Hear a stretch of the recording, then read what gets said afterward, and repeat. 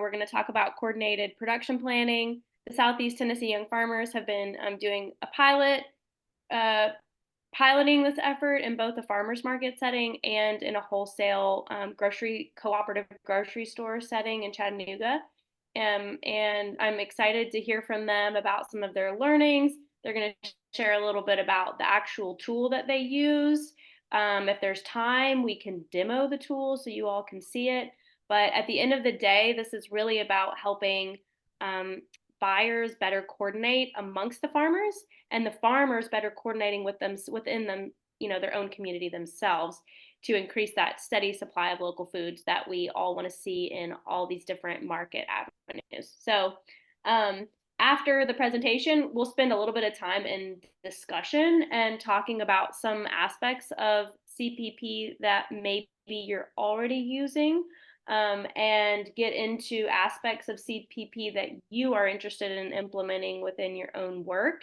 And there'll be time to kind of customize this conversation to be especially relevant to everybody in the room, and how the tool could be useful within maybe a school district or a cooperative grocery store or otherwise.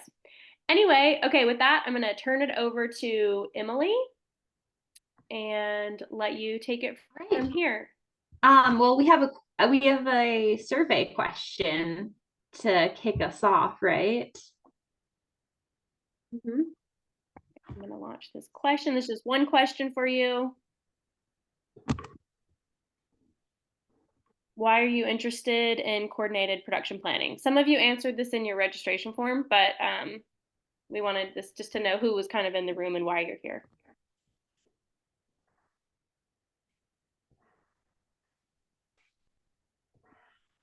All right, and I'm going to get this PowerPoint. I'm going to share my screen.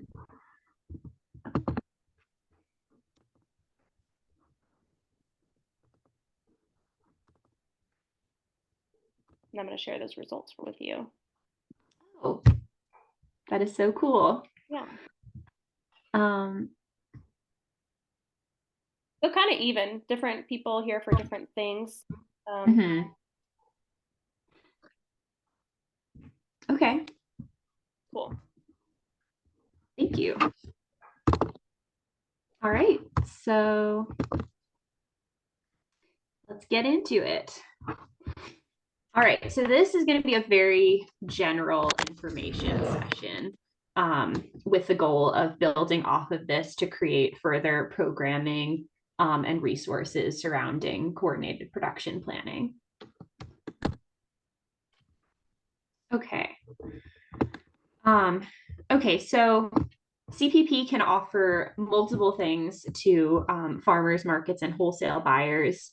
We're specifically focusing on the buyer side here, but this can also have a lot of benefits for farmers as well.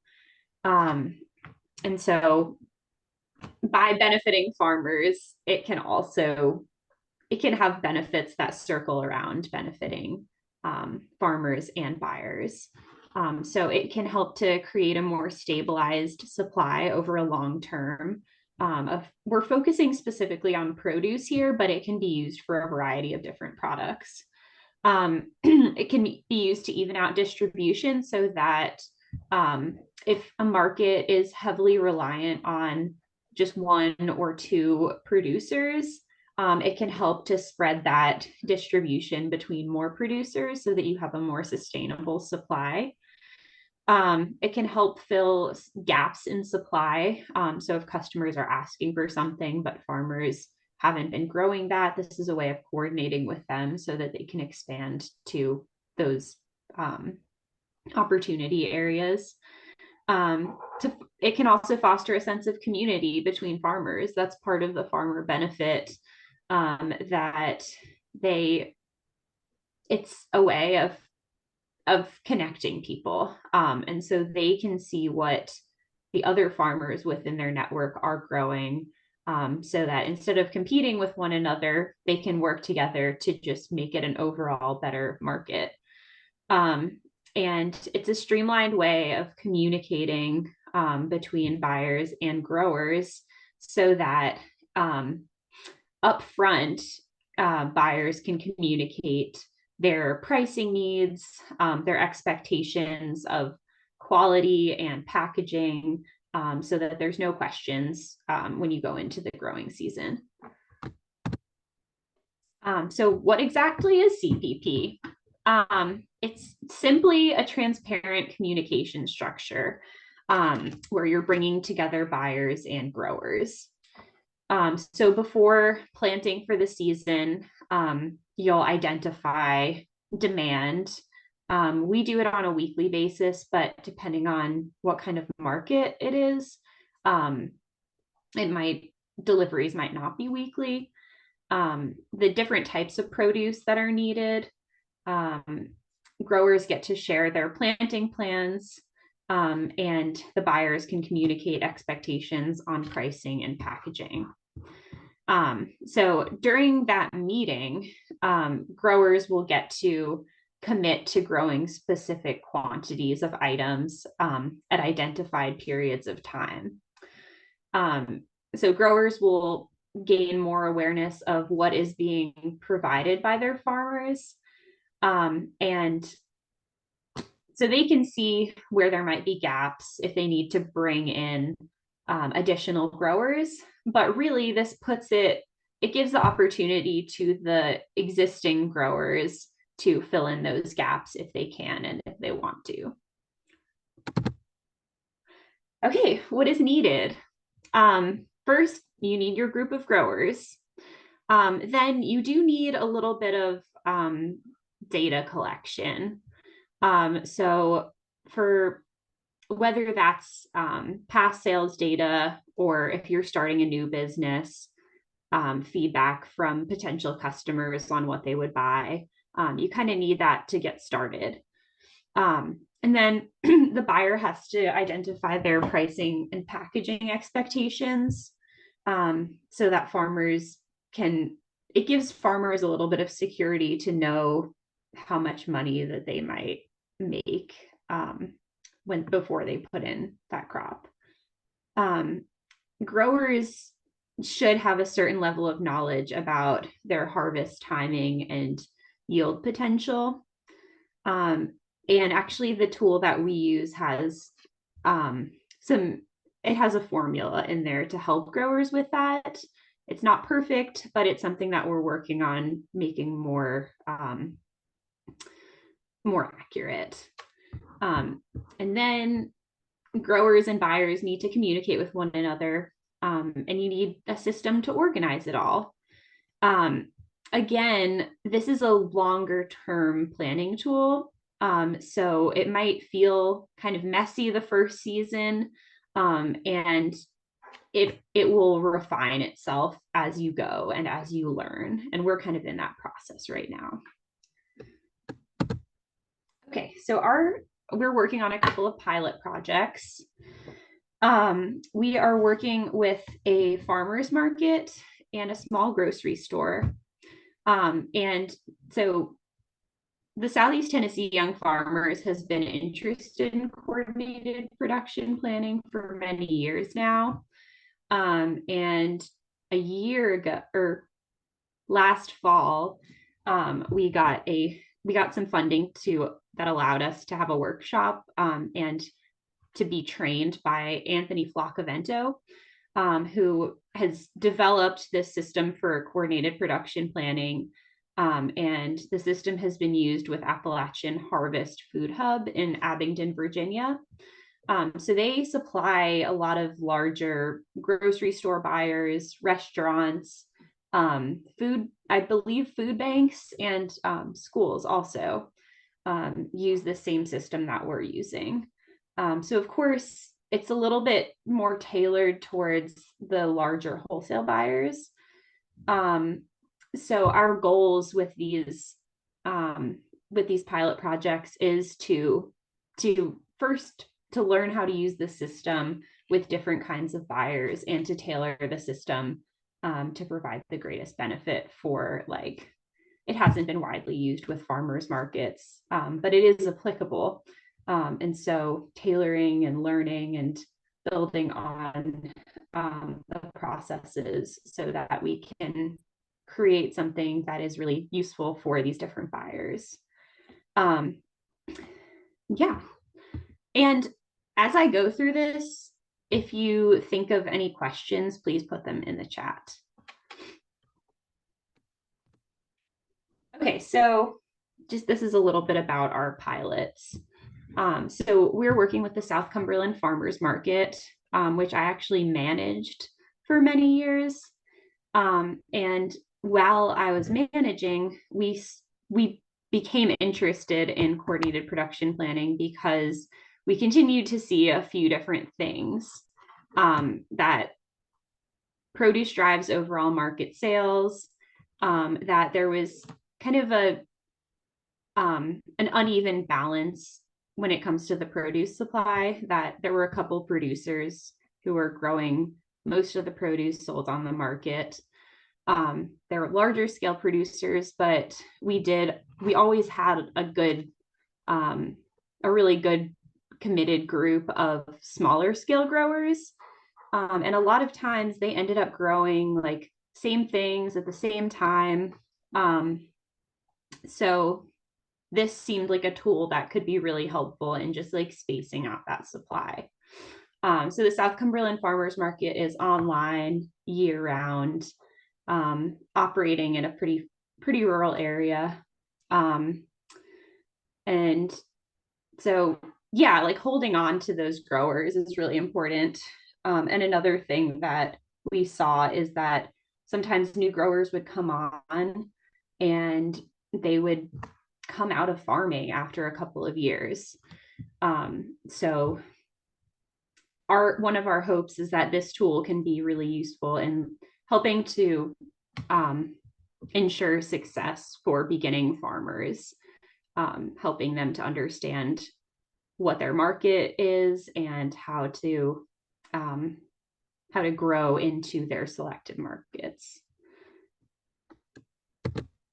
Okay, so our second pilot partner is Gaining Ground Grocery.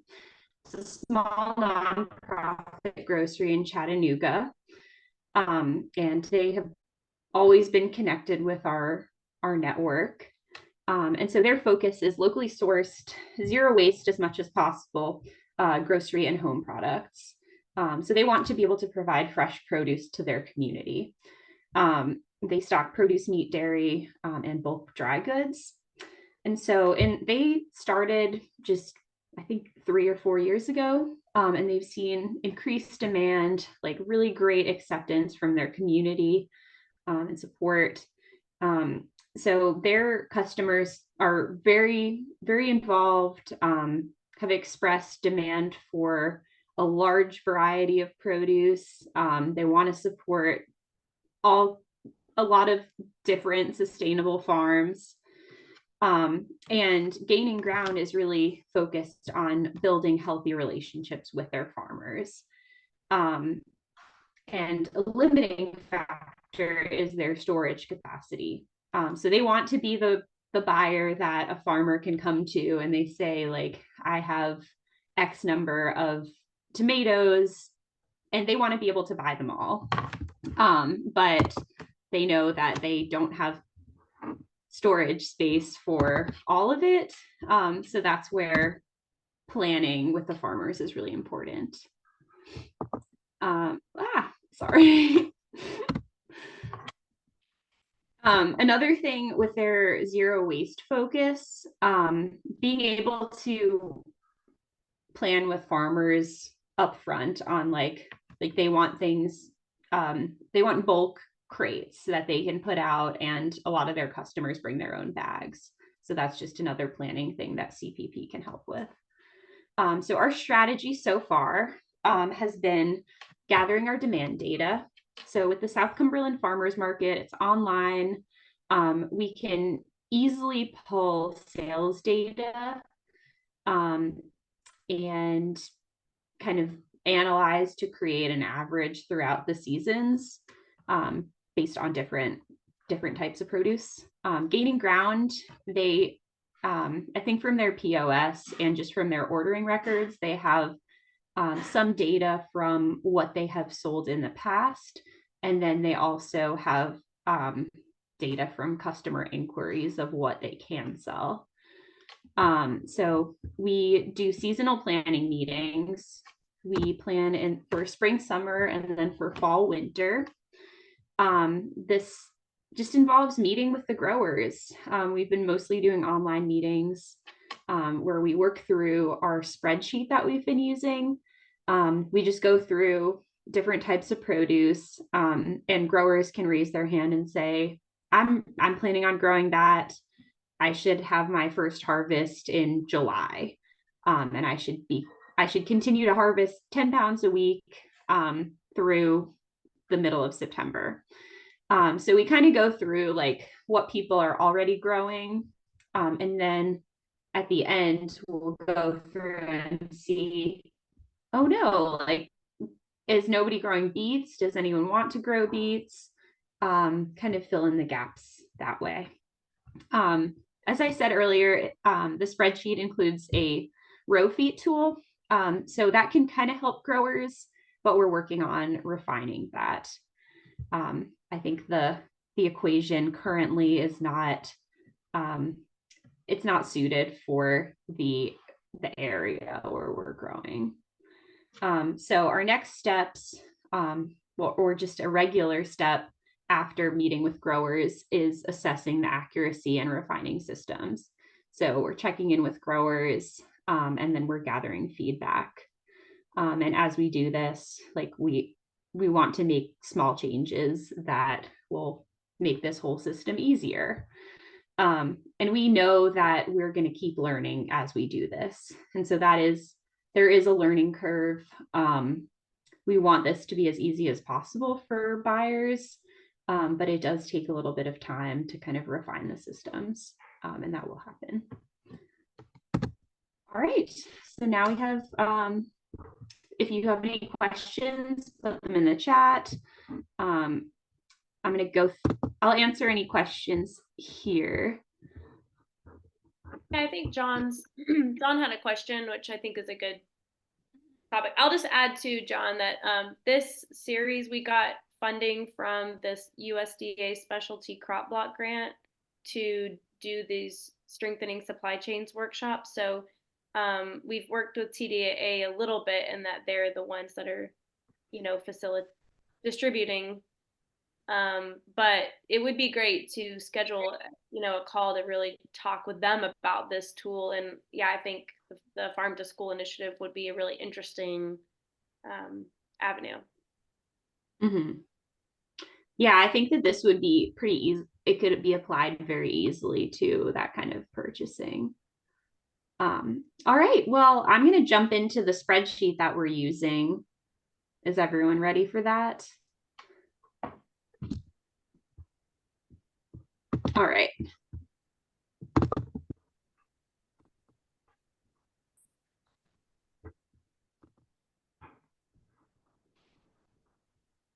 Okay. Okay, so this is the thing that kind of ties it all together. It's just very, very simple. You go up here, this row shows all of the different types of products that the buyer wants. And in here, you'll put in your weekly demand. This can be kind of tough to identify because there are fluctuations throughout the season, but it's kind of like an average. And then down here, you put all of your farm names, and simply what you do is you go through and you say, okay, wash leaf lettuce mix. Okay, farm 4, you're going to grow 20, you're going to provide 20 half-pound bags. Great. And then you go into this seasonality of harvest, and you can say, okay, what are we? We're on wash leaf lettuce mix. Leaf lettuce mixed. Okay, so then you can say, okay, when do you expect to have that? Mid-February till April. I didn't even know, was it? Yeah, farm 4. um, yeah, so Farm 4 is going to provide leaf lettuce mix from mid-February to end of April. And over here, you know that they're planning on doing 20 half-pound bags per week. And so yeah, and then you put the pricing at the bottom here.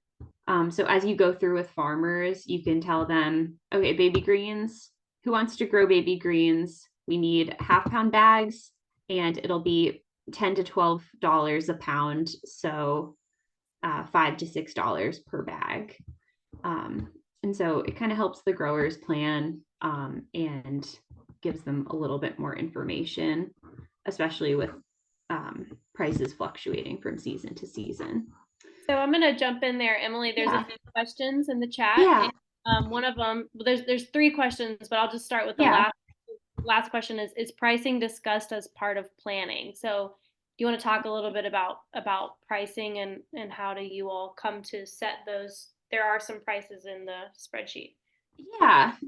So the prices in the spreadsheet are that this is for the demo for this would be identified by the specific grower.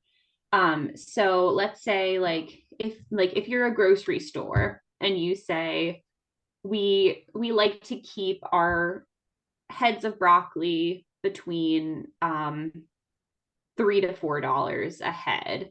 So that means we can pay farmers $2 to $3 or whatever it is.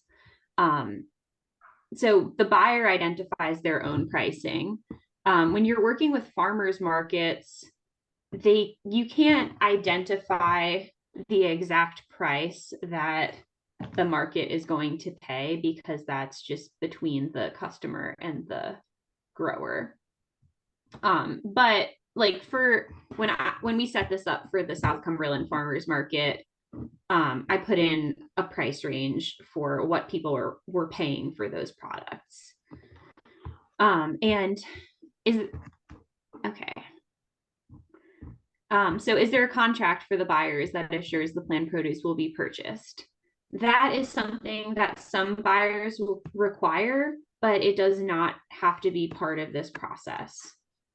For certain buyers, like maybe like a large grocery store chain, they will probably require a contract as part of like a farmer says they're going to bring 20 pounds of potatoes a week. But for the pilot partners that we're working with, that is not an issue because it's small scale, like local buyers who really want to work with farmers and not burden them with this. To really, their goal is to make it easier for the farmers, and especially because this is still pretty new. And I think this past season, when we went through this, we learned that some of the anticipated quantities and the timelines were a little bit off. So like as we continue to do this, it'll become more accurate. But it's really tough for a lot of farmers to say like, yes, I will have this then, exactly this amount. I think a lot of the smaller scale farmers are hesitant to do that. But Emily, this chime in on that? Yeah, yeah.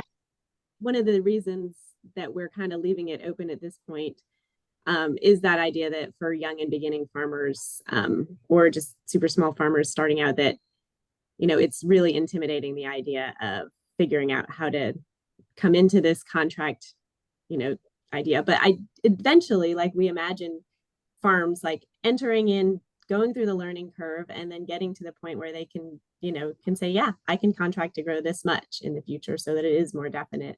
But we wanted to kind of provide that range of options. Mm-hmm. And then to answer the second question, Southeast Tennessee Young.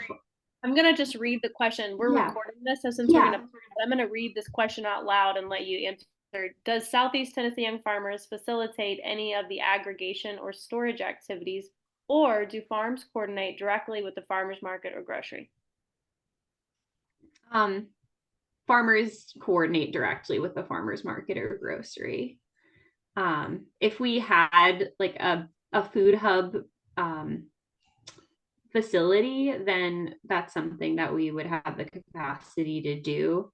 But at this point, we're just connecting farmers directly with the buyers and helping them in this process. What would that facility need to look like? Well, we would need a big warehouse.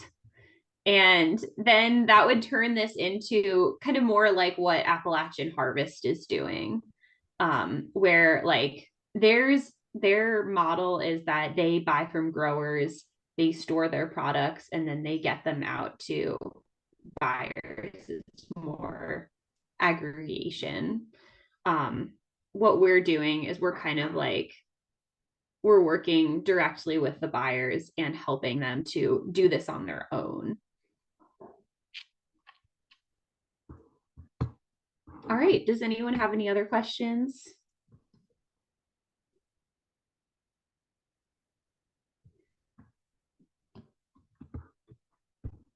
Okay, can we move into the next question? Yep, I'm going to add it here. Okay, so the next question is, are you utilizing some aspects of CPP already?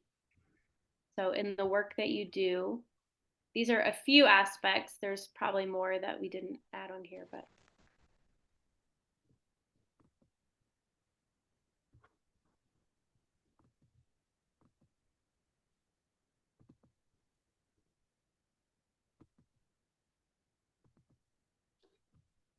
I guess I could have added a none option, so you can skip the question.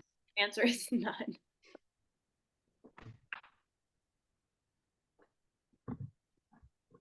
All right, and I'm going to share results. So it looks like there's a pretty good amount of facilitating collaboration amongst farmers in the room. Yeah, that's really cool. So this is kind of our more unstructured discussion component time. And I would love to hear about what y'all's organizations are doing already.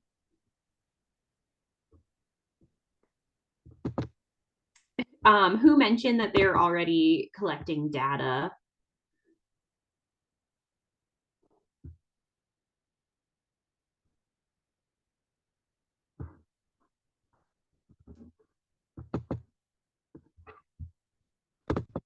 Okay. What about already communicating with growers?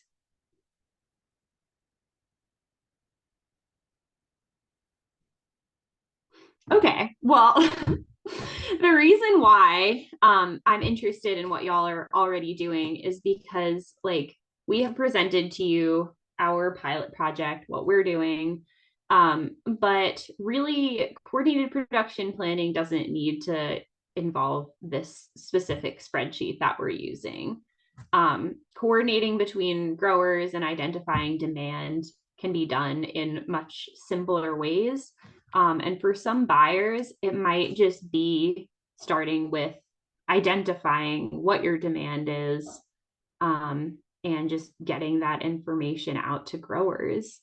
And that could even happen like during an annual farmers market meeting. So it doesn't have to be intimidating, but there are many ways that you can incorporate parts of coordinated production planning. John, I wanted William has the mic off. William. Yeah, I was waiting for the right time to jump in. Awesome. So two things, both from the grower side, our coordinated production planning with our customers. Taylor's on the line here. We work with them to understand what the weekly or biweekly orders are going to look like in order to fulfill those things, and then we grow accordingly. So I do think there is some production planning as it relates to some of the current buyers in the Nashville, and then we also serve the Atlanta market. So I do think there is some of that going on at current. The other thing I was going to say is I have been to visit the Appalachian Harvest Food Hub. I thought it was in Duffield, Virginia. I guess they have a facility in the other city as well. But I went to visit them, and what they're doing is very impressive. And so CJ and some other board members on the food co-op. We've had discussions with them around, okay, how do we extend what you're doing? You're already in the east side of the state. How do we come here? Or is there a function that we could represent here in order to be that aggregation point and that collaborator? And then so know that model and agree that what they're doing is very beneficial for I guess it's 300-mile radius of farmers that they serve. And then the third thing I'll say is working with Nashville Grown here in Nashville. They have a really good pulse on what the farmers in the region have the ability to grow, whether seasonally or throughout the year, like we do. And they're kind of end to end with the restaurants and other users, catering and the like. So those are all just kind of data points rather than answering your question specifically. But I do think the collaborative effort that you're proposing here will be very fruitful. Can I jump in?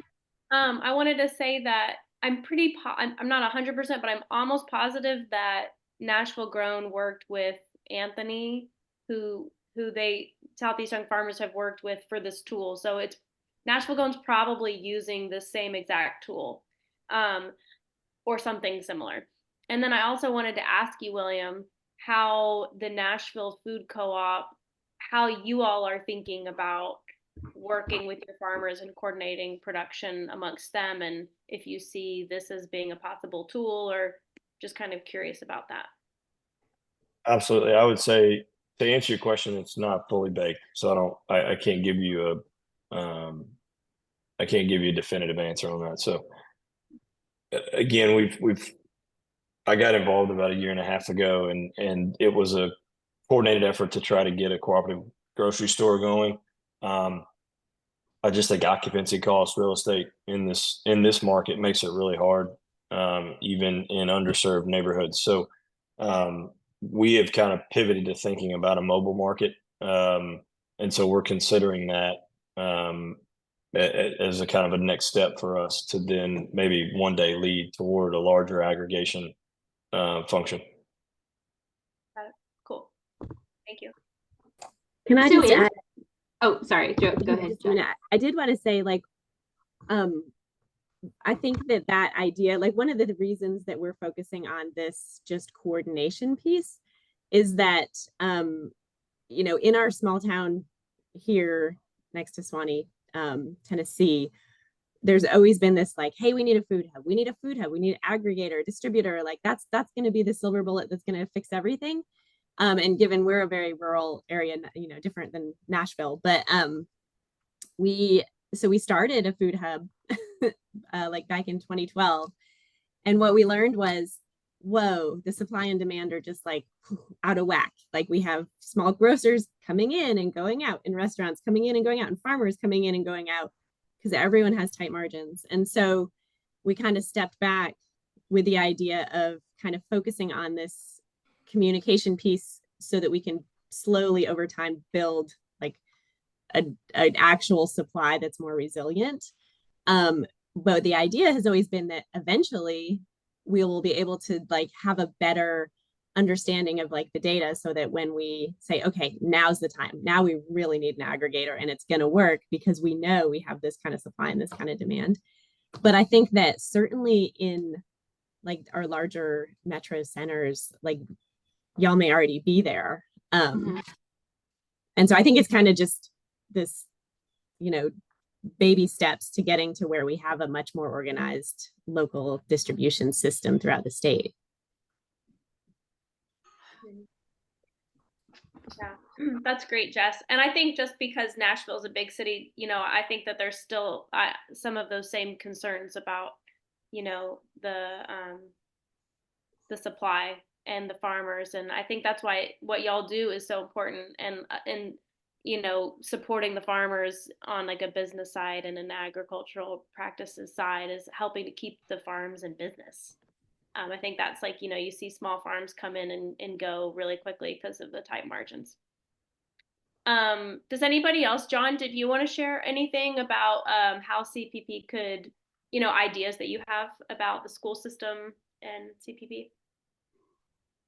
Well, I was listening. I understood that the same things that CPP is looking at is the same thing that we went through with Farm to School in Cheatham County. You know, how do we aggregate these farmers? How do we have storage?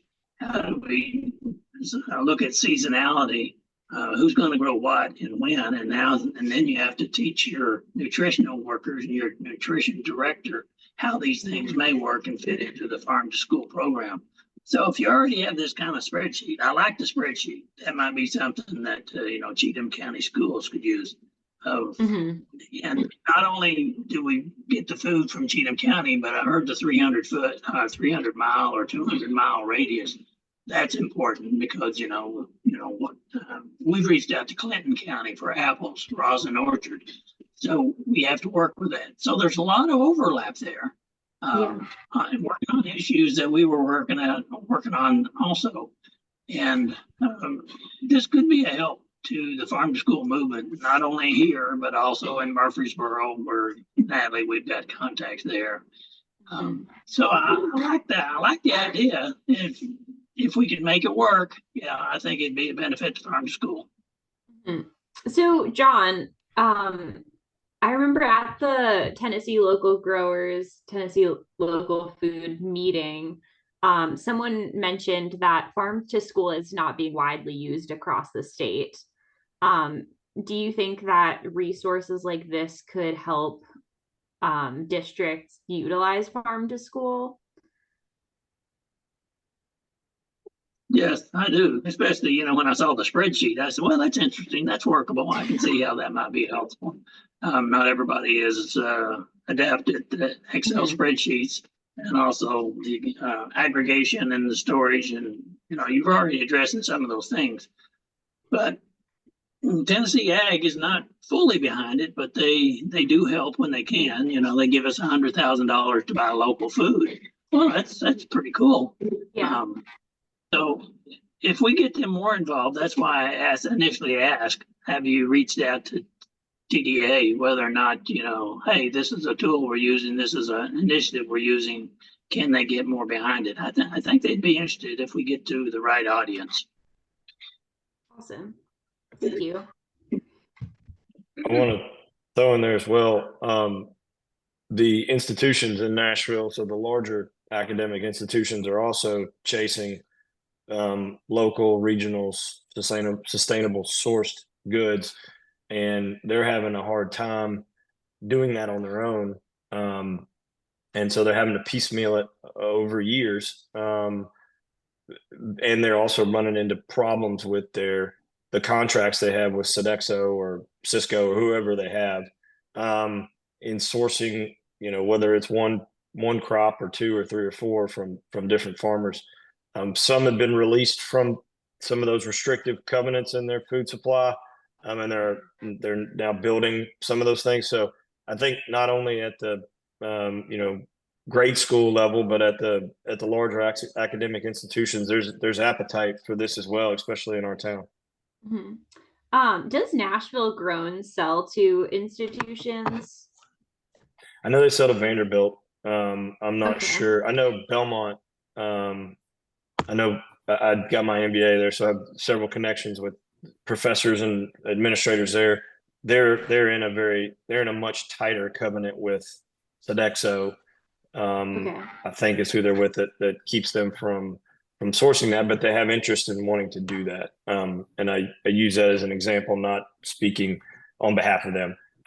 But I just know those conversations have been had in the past. So in conjunction with what he just said, I think grade school and the larger academic institutions in the state are interested in that. I'd love to chime in here. Sorry, I was trying to plug in my computer for your open-ended questions, but specifically to selling to institutions, I think FreshPoint can play a really big role where we already work with those contracts and selling local produce through that. Of course, I think if you can sell direct, even better, right? But a big role we can play is in an aggregator selling to us, selling to those institutions. I think that would be really powerful, just because we can already navigate those contracts. Additionally, I did want to chime in on your initial questions. FreshPoint does have a pretty extensive inventory system we use to see usage. I don't think a lot of it has some of the like specialty, smaller crops that people are doing in small and mid-sized farms, but we love working with farmers, especially William, and making sure that we're crop planning with them. I did want to also chime in on the idea of contracts. I think it's just a idea that's close to my heart of like making sure that a farmer has something in writing, even if it's just an email. Like I think the idea of a contract can be scary, but the idea of having, hey, I can point to this email where you said you were going to buy this from me is also really can give sway when it reaches the people who have influence over those purchases. So, yeah. Thank you.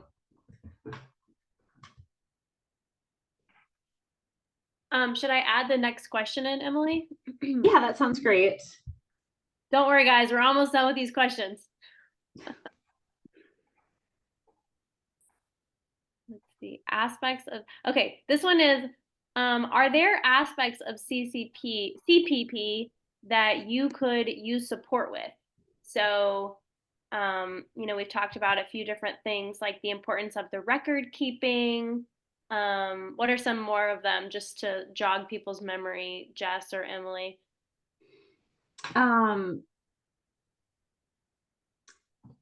Communication with growers, setting standard quality and packaging expectations. Or aggregation, if that's the issue. Like if everything else you've like, I'm doing it all except I don't have the aggregation and delivery part.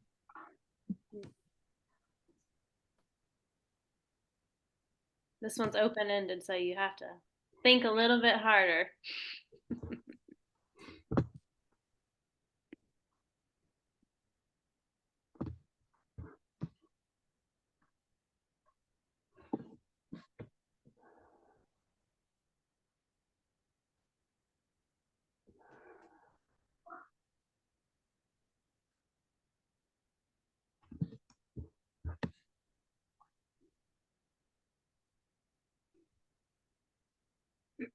Okay, I'm gonna end that poll.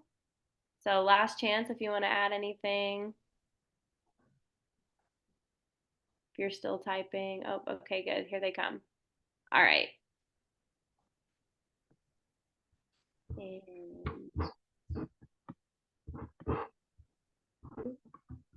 All right. We'll look at those responses later. Since we're about out of time, I think we'll just finish up here. Okay.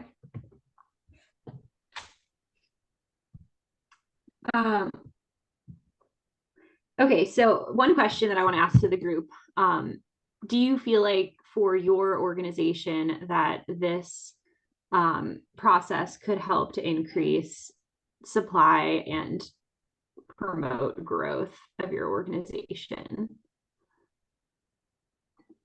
because that's kind of that's what we see as the goal, is to grow markets sustainably through organizing. And so next steps, Natalie, do you want to go into a little bit about the project on a larger scale? Sure. So we got a grant. It's a USDA specialty crop block grant, and we got the grant in partnership with the Southeast Tennessee Young Farmers to host a series of workshops on strengthening supply chains. So this is kind of an info session around one strategy for strengthening supply chains, CPP. And if there's interest in diving deeper into really how to use these tools, or this tool, which is essentially a spreadsheet, we could do things like that, or we could do other things. We wrote some things into the grant, but we kind of wrote it a little bit open-ended because we're kind of trying to gather information from the community about what would be the most meaningful way that we could spend the funds. And essentially the funds just help cover like a speaker and lunch, and to do some in-person things. So I am going to, so that's a little bit about the grant. We also wanted to extend the offer if there's interest from anybody in this group to participate in this CPP trial and to work with the Southeast Tennessee Young Farmers. I don't want to speak for you guys, but I'll let you talk about that, Emily, and I'm going to launch this question about if people are interested in this. Yeah. So we would love to add other buyers into our pilot trials, especially buyers that are different from the ones that we already have. I know that we don't have a lot of farmers market representation here, but I would be really interested to see how this works with. We would be really interested to see how this could work with other farmers markets that have different models. Farm to school, it would be really cool to see how this can work with that. So yes, we're here to support you however we can. If you'd like to work directly with us on a trial, that would be great.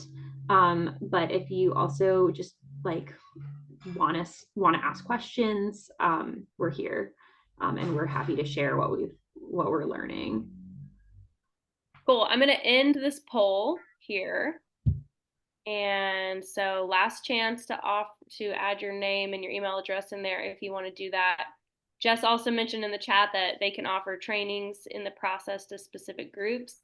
So, that's a thing that we could use some of the funds for, is like really focused training. So like the farm to school could be a really interesting, really directed type of workshop. Okay, and then I've got one last little question. I'm going to launch this one since we have 2 minutes. This is just a super quick 3-question survey. You don't have to think a lot. You can just click some buttons. And this is just to see, how useful this information is to you. And then the last question there is around if there's any information that we didn't talk about that you want to know more about, you can add that in that last question. And that can also help direct us in terms of future workshops. Natalie, can I just mention something? If you're also just kind of thinking about the like stepping back and thinking about the like how could as nonprofit organizations, how could we help to build supply of local food all around? Like one for us at Southeast Tennessee Young Farmers, like this communication piece seemed doable, and the ability to kind of train people to be that intermediary to do the communication piece seemed kind of doable. But I do think, so if we're looking at like farm to school, or, maybe looking at food banks and how they look to, get local produce, I feel like the piece that might be missing is having someone there that can actually take on the process of coordinating. And so that's something that like looking into like what's their funding for out there, like on the farm to school part. Is there funding to hire someone to do that coordination piece for farm to school programs, to kind of just make that a lot easier? You know, maybe that's kind of the first step. You know, looking down the road to, is there funding to aggregation facilities and things like that? So I just wanted to throw that out there for people in the thinking about nonprofits and funding and how do we move this along to build local supply and improve supply chains. That's a great point. You know, communication and coordination, that is a real skill. Thank you, Jess. We're kind of at time. Are there any final questions or anything that anybody wants to add before we close out? Thank you all so much for being here, for being part of this today. Yes, thank you guys so much for spending this hour with us. And we did record this. I'm going to stop the recording, and we'll share this. We'll share the recording with you, and we'll share the presentation with you, and we'll also share the spreadsheet. Is that something that we can, or? Yeah. Okay, so we can share these tools with you, and if you want support in using them, Jess and Emily are great resources for that. So thank you guys, everybody. Thanks, Emily and Jess, and all of you for being here. Hope you all have a great rest of your day.